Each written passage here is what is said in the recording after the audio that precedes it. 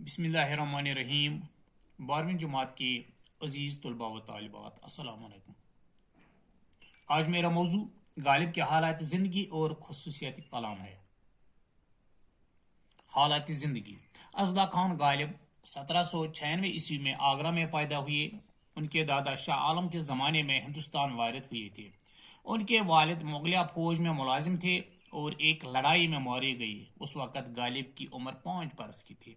वालिद के इंतकाल के बाद मिर्ज़ा की परवरिश और तालीम व तरबियत उनके चचा मिर्ज़ा नसरुल्लाह बेग ने की, लेकिन 4 साल बाद उनका भी इंतकाल हो गया और घर पर मिर्ज़ा का कोई सरपरस्त न रहा। मिर्ज़ा की ननियाल खुशहाल थी, इसलिए मिर्ज़ा ऐश अशरत की ज़िंदगी बसर करते रहे। इब्तिदाई तालीम शेख मुअज़्ज़म अली से हासिल की। कहा जाता है कि कुछ किताबें नज़ीर अकबर आबादी से भी पढ़ें। 13 साल की उम्र में उनकी शादी नवाब इलाही बख्श खान मारूफ की बेटी अमराव बेगम से दिल्ली में हुई। इस तरह मिर्ज़ा मुस्तकिल तौर पर दिल्ली में रहने लगे। चचा की जायदाद से उनको कुछ पैसा मिलता था और उनका शुमार दिल्ली के रोसा में होता था। ज़ोक के इंतकाल के बाद बहादुर शाह जफर ने गालिब को अपना उस्ताद बना लिया और 50 रुपये माहाना वजीफा भी मुकर्रर किया।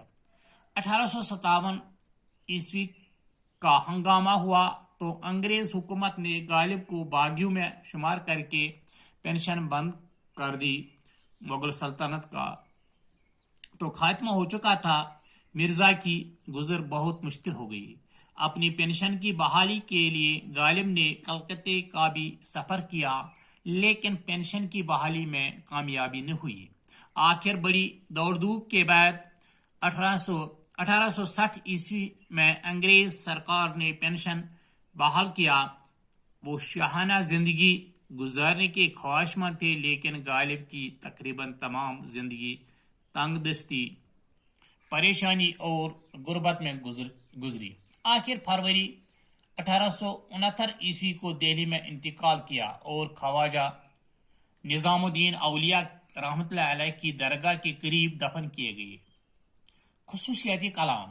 गालिब न सिर्फ उर्दू और फारसी के बड़े शायर थे, बल्कि उनका शुमार आलमी अदब की चोटी के शोरा में किया जाता है।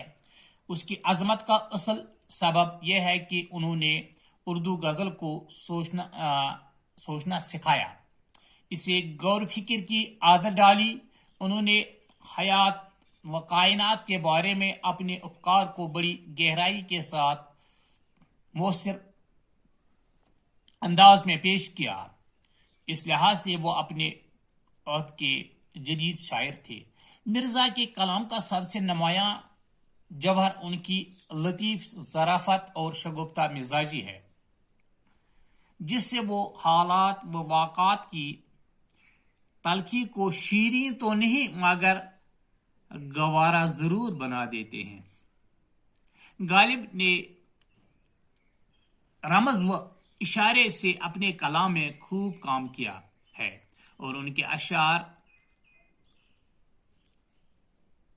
और उनके इस्तिआरे उनकी ज़हानत की पैदावार हैं। यही वजह है कि गालिब की गज़लों में जो उनके तेवर देखने में आते हैं, वो इस्तिआरों के बरमहल इस्तेमाल से पैदा होते हैं।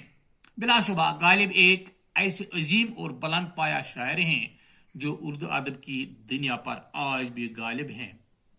इस तरह से मेरा आज का मौजू मुकम्मल हो जाता है। खुदा हाफिज़।